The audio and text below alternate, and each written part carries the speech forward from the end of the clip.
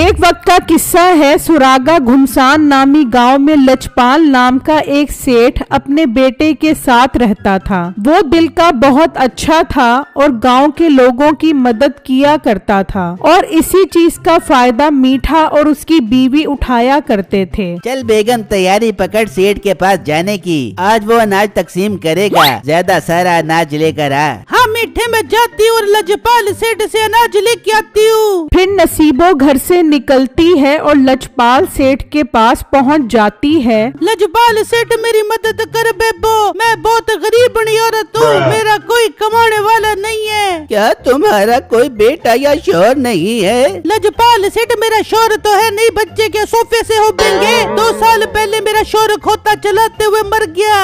क्या खोता चलाते हुए कैसे मर गया? सेठ साहब, किसी ने हमारे खोते को बंग फैला दी थी। मेरा शौहर उसके ऊपर बैठा तो खोते ने ऐसी स्पीड लगाई, मेरा शौहर उसको काबू न कर सका। खोता भी दरिया में गिर गया, मेरा शौहर भी दरिया में गिर गया और उसको व्हेल मछलियाँ खा गई। ओह, ये तो बहुत दुख की बात है। तुम्हारे तो दो नुकसान हो गए, खोता भी गया और शौहर भी गया। हाँ सेठ साहब, मैं बहुत परेशान हूँ। घर में खाने के लिए कुछ नहीं है, मुझे खोता भी दे, बोर अनाज भी दे, ताकि मेरा गुजारा अच्छा चल सके बेबे। खोता तो हम नहीं दे सकते। हाँ, तुम्हारे अनाज का बंदोबस्त अच्छा कर देते हैं। मुलाजिम, इनको काफी सारा अनाज दो ताकि इनके खाने का मसला हल हो जाए। मुलाजिम काफी सारा अनाज लेकर आता है और नसीबो वो अनाज लेकर चली जाती है और अपने घर आ जाती है। अरे बेगम, ये तो बहुत सारा अनाज लेकर आ गई है तू। हाँ न मीठे, मैंने ऐसा टोपी ड्रामा चलाया कि सेठ को मेरी दुख भरी दास्तान सुन के रोना आ गया। बड़ी बात है बेगम, ऐसा तूने क्या सुना दिया कि सेठ रोने लग गया? मीठे, मुझे माफ कर दे बियो, मैंने तुझे मार दिया था, बंगे वाले खोते पे बिठा के तुझे दरिया में फेंकवा दिया था और तुझे व्हेल मछली को खिला दिया था। बेड़ा गर्क हो तेरा, इतने हसीन जमील हट्टे कट्टे शोहर को तूने सेठ के सामने मार दिया। तो क्या हो गया मीठे, काम धंधा तो तू करता नहीं है, मेरे लिए तो तू मेरे बराबर ही है। अच्छा गुस्सा न कर, देख तुझे मारने का कितना फायदा हुआ है, देख कितना सारा राशन मिल गया। हाँ बेगम, ये तो है, पूरा महीना सुकून से गुजरेगा। इस तरह कई दिन गुजर जाते हैं। फिर अचानक उस गांव में बर्फबारी शुरू हो जाती है। लोगों का ठंड की वजह से बुरा हाल हो जाता है। सेठ भी बहुत परेशान हो जाता है कि अब लोगों की कैसे मदद की जाए। अब्बू जान, समझ नहीं आ रही, अचानक गांव में बर्फबारी कैसे शुरू हो गई, पहले तो ऐसा कभी नहीं हुआ। हाँ बेटा, मैं तो खुद बहुत परेशान हूँ। गांव में हल्की फुल्की ठंड तो पड़ती थी, लेकिन इस बार तो बर्फबारी ही शुरू हो गई। सेठ साहब कुछ करे, ठंड बहुत होने की वजह से मेरे बेटे की तबीयत खराब हो गई है, ऐसा ना हो वो ठंड की वजह से मर जाए। मुलाजिम, जल्दी अंदर से गरम कंबल ला कर दो और गांव वालों के लिए गरम कपड़ों का इंतजाम करो। सेठ का मुलाजिम उस आदमी को गरम कंबल लाकर देता है और वो उसे लेकर चला जाता है। अब दोनों बाप बेटा इसी सोच में होते हैं कि गांव वालों को इस ठंड से कैसे बचाया जाए। वहाँ मीठा कुछ और ही सोच रहा होता है। बेगम, अपनी कमाई के दिन आ गए। उस सेठ को लोगों की मदद करने का बहुत शौक है ना, अब हम इस चीज का फायदा उठाएंगे। पर मीठे, फायदा कैसे, मुझे तो बता। बेगम, मैं सेठ से कहूँगा कि आप मुझे पैसे दो, मैं सस्ते कंबल मंगवाऊंगा और लोगों को दूंगा। फिर मीठे, तुझे क्या फायदा होगा?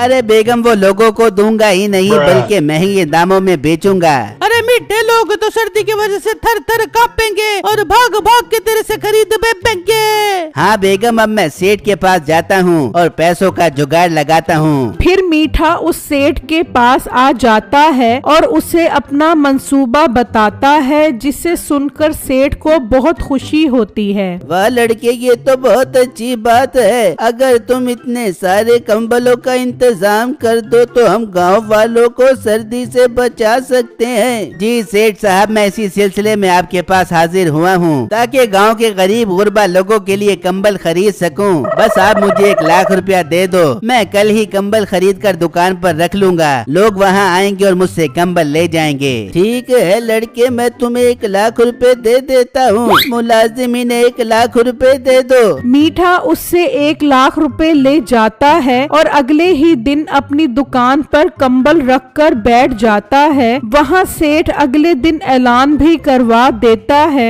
सुनो सुनो गांव वालों सुनो, सेठ साहब ने आप सबके लिए कंबल का इंतजाम करवा दिया है। आप गांव में मीठे की दुकान पर जाकर कंबल ले सकते हो और अपने आप को सर्दी से बचा सकते हो। गांव वाले सब ये सुनकर बहुत खुश हो जाते हैं। भाई ये तो बहुत अच्छा हो गया, मैं जाता हूँ मीठे के पास और उससे कंबल लेकर आता हूँ। वो आदमी मीठे की दुकान पर पहुँच जाता है। भाई साहब जल्दी से मुझे 2 कंबल दे दो, एक मेरी बीवी के लिए और एक मेरे बेटे के लिए। मैं अपने लिए सेठ साहब से ले आया था। ठीक है, तुम्हें 2 कंबल मिल जाएंगे, 10,000 रुपए दो। क्या 10,000? मगर सेठ साहब ने तो ऐलान करवाया था कि कंबल फ्री में मिल रहे हैं। और रांगड़ फ्री में कोई बुखार नहीं देता और तू कंबल मांगने आ गया। 10,000 रुपए दे और कंबल ले जा। भाई मेरे पास पैसे होते तो मैं फ्री में कंबल लेने आता। पैसे नहीं है तो निकल शाबाश यहाँ से। 5,000 रुपए का एक कंबल है, पैसे ले और कंबल ले जा।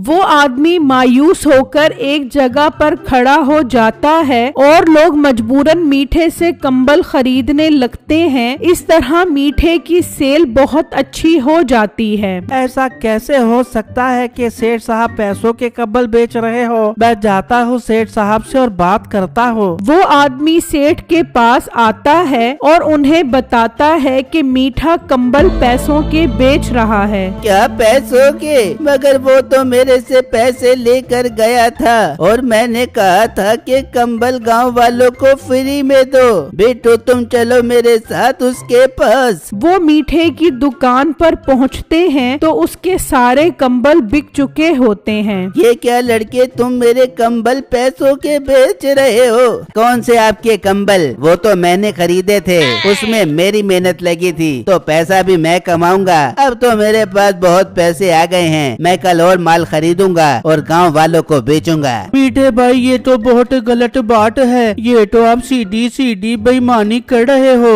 ओ जाओ जाओ अपना काम करो, ठंड बहुत है, मैंने घर जाकर हाथ भी सेकने हैं। मीठा ये कहकर वहाँ से चला जाता है। बेटो बेटा, इसने तो हमारे साथ बहुत बड़ा धोखा किया है, तू कुछ कर, इसको सबक सिखाना है। अब्बू जान आप फिक्र मत करो, मैं कल ही इसका मसला हल करता हूँ। वहाँ मीठा और नसीबो बहुत खुश होते हैं। मीठे तूने तो कमाल ही कर दिया, कसम से मजा ही आ गया। अरे बेगम मजा तो अब आगे आएगा। बेगम जितना गुड़ उतना मीठा। तेरी माँ जो तेरे पास 2 लाख रुपए रखवा कर गई थी, मैं उसके कंबल खरीद लेता हूँ, बहुत बड़ा प्रॉफिट होगा। मुनाफा अपने पास रखेंगे और तेरी माँ के 2 लाख उन्हें वापस कर देंगे। ठीक है मीठे, मैं तुझे दे देती हूँ, कल ही तू कंबल खरीद ले।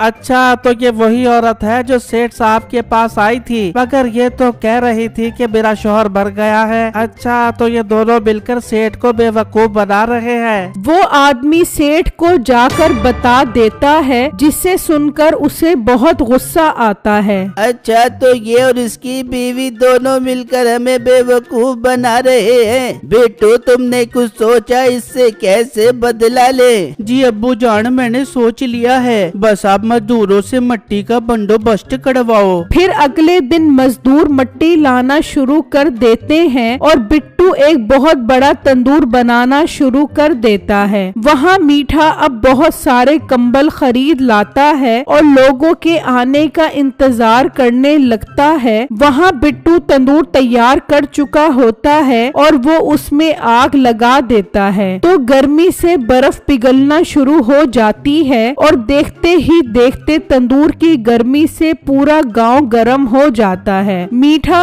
अब बहुत हैरान होता है। कंबल ले लो, कंबल ले लो, सर्दी से बचने के लिए कंबल ले लो। सर्दी तो अब है नहीं और तू कंबल बेच रहा है। अरे भाई अचानक सारी ठंड कहाँ गायब हो गई? ओ भाई बार आदमी सेठ साहब ने बहुत बड़ा तंदूर लगवाया है, उसकी गर्मी से ठंड खत्म हो गई है। अरे भाई ये तुम क्या बात कर रहे हो? मैंने तो अपनी सासू माँ के पैसों से कंबल खरीदे थे, अब मैं उन्हें पैसे कहाँ से वापस करूँगा। वहाँ नसीबो भी परेशान बैठी होती है। ये आज ठंड को क्या हो गया, ये खत्म क्यों हो गई। तभी उसकी माँ भी वहाँ आ जाती है। ला नसीबो मेरे 2 लाख रुपए वापस कर, तेरे भाई को कारोबार करवा के दे दे। अम्मा जी आपके पैसे मीठे के पास हैं, वो आज आप बेबी मैं आपको देती हूँ। इतने में मीठा भी आ जाता है। ला मीठे मेरे पैसे दे। सासू माँ आपके पैसों से कंबल खरीद दिए थे, पर उस मनहूस सेठ ने बड़ा सारा तंदूर लगाकर सारी ठंड ही खत्म कर दी। पैसे तो नहीं है, अब कंबल ही ले जाओ। मैं कंबल का अचार डालूंगी, मेरे 2 लाख रुपए दे वरना मैं तुझे तंदूर में डाल दूंगी। अम्मा तू तंदूर में डलवा दे, पैसे अब मेरे पास नहीं हैं। मीठे तेरे से तो मैं अब 2 लाख रुपए निकलवाती हूँ। फिर मीठा आगे आगे और सास पीछे पीछे और उसे पकड़कर उसकी खूब डंडों से पिटाई करती है।